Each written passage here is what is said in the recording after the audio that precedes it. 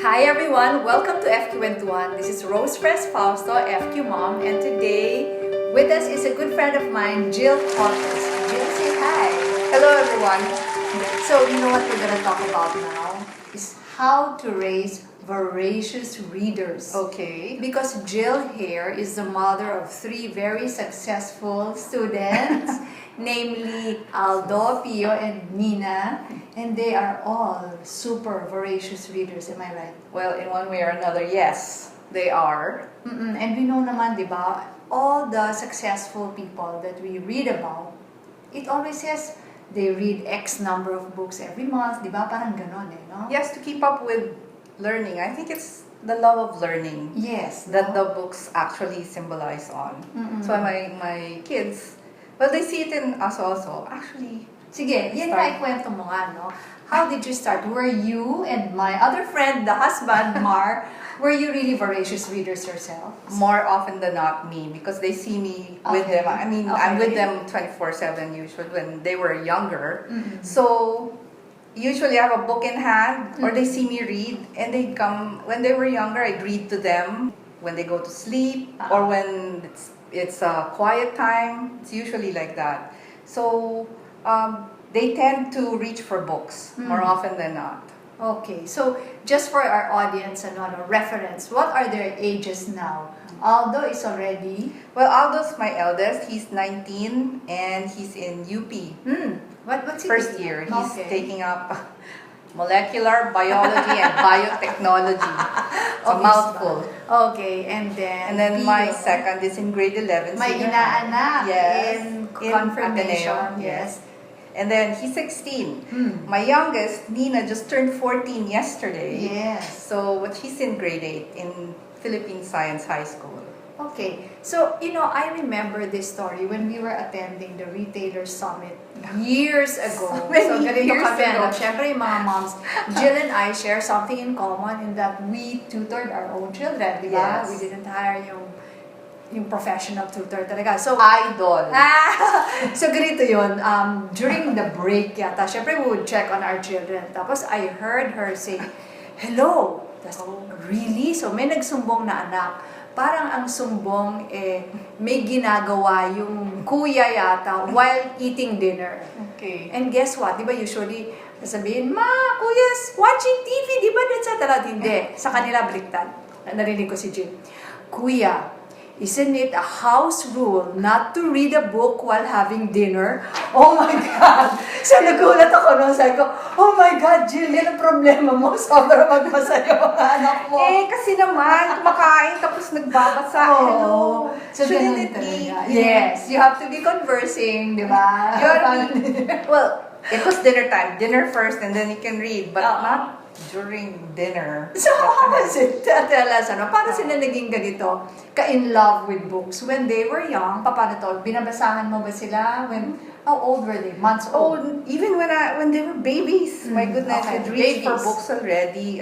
Anything from Dr. Seuss Yes. to that I Love You Forever book. That was one of our favorites. Talaga. And the phrase that I love you forever, that's the one where we kind of sing it towards our kids. Naku, I forgot na how it goes. So I think I see something there. You were associating love expression with reading books. Of course. So, di ba, mga parents, mga maliliit na bata pa lang dyan, take heed. And then, as they It grew, helps. paano ngayon? Ano Because nangyari? sometimes when the books are there in front of them, we point to the words, and that's the time that they can sight read. So they see already even. When did they start reading pala? Do you remember the ages? Naku, si Aldo, 2 years old pa lang, he can Yeah. see one syllable words already. Yes, So it was fun, but it was him all naman nothing to do with being a tiger mom. I'm not that. You are not, and yet here they are, very successful students. So 2 years old. Ako I remember it. Si Martin, my oldest child, talagang mahilig. But alam mo yun, siya yung typical na he wanted to read. Kasi ako naman nakadikit na flashcard doon. The sound of the M goes, ganon kami. Yes.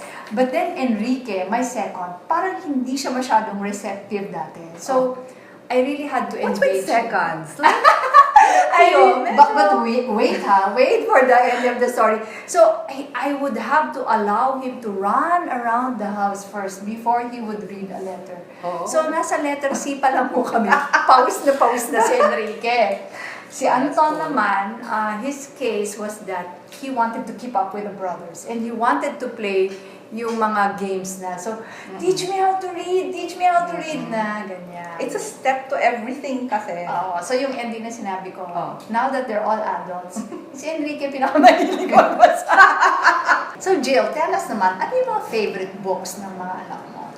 Oh, well, when they were starting off, when like they were kids, of course, like I mentioned before, it was Dr. Seuss. Yes, kami rin, Dr. Seuss. Geronimo Stilton. Check. And, well, what else pa ba? When they were growing up, the Harry Potter series. Yan na. And, Wait, nakailang Harry Potter ba?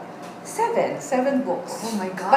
But the movies were 8 because they... Yes, they split one. Yeah, they split the last one. And then, the shared favorite was Lord of the Rings. Lord of the Rings. Still is. It's a favorite na yan sa sermon ng mga Jesuita, di ba? Oh, good.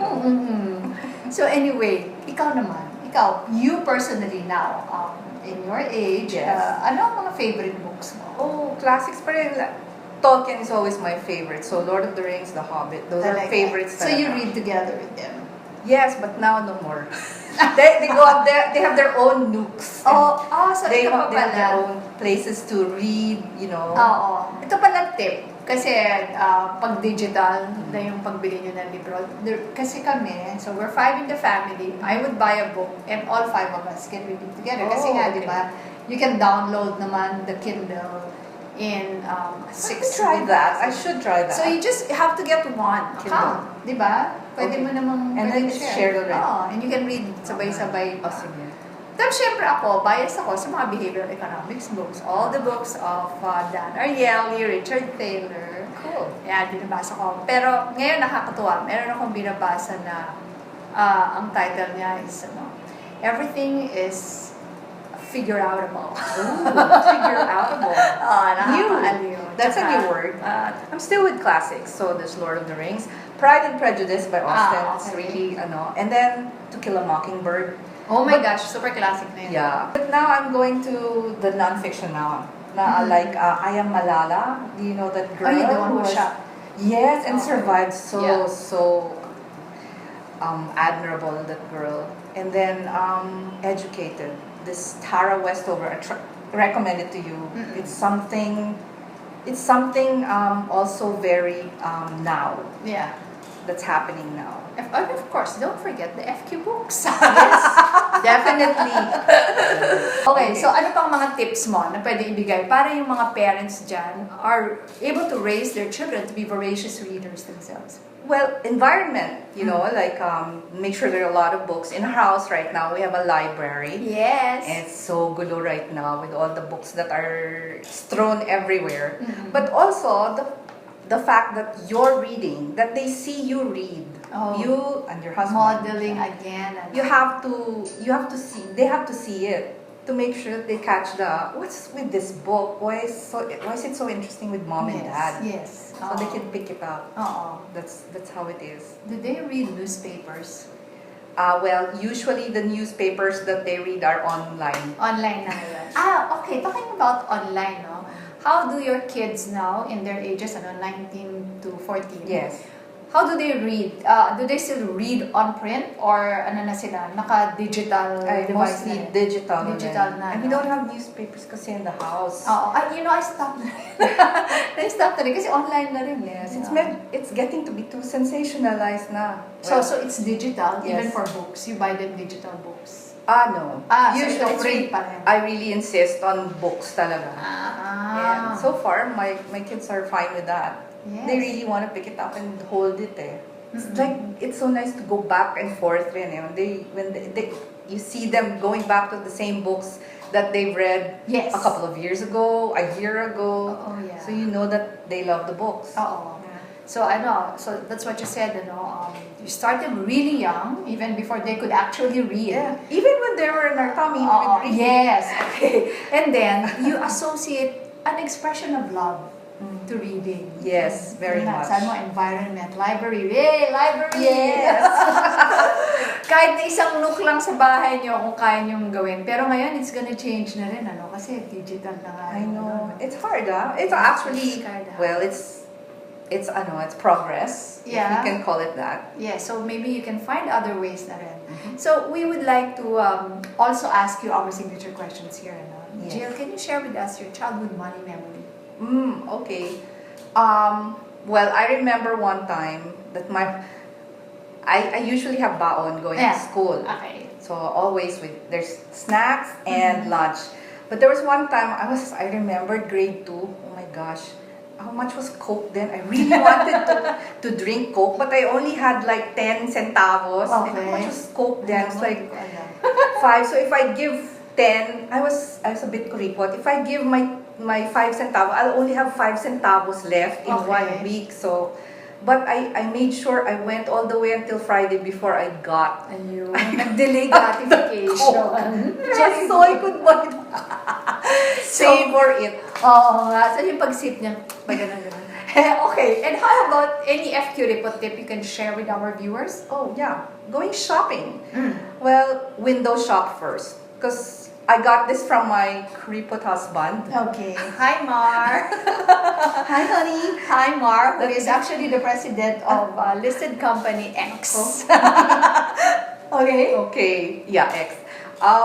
Sure. Well, before you go shopping, you have to have a list of what you want or you need, and then go through everything first. Go get a quotation or go check out everything. Yes. Sorry about that. Canvas everything before buying it. And yes, I usually consult with my husband, who's our financial guru in the house. If it's okay. Your controller. Yes, that's right. So thank you very much, Jill. This has been a fun kwentuhan. Thank you for sharing your tips on how to raise voracious readers who will eventually become successful leaders in the country. So let's greet all our viewers together. Cheers to high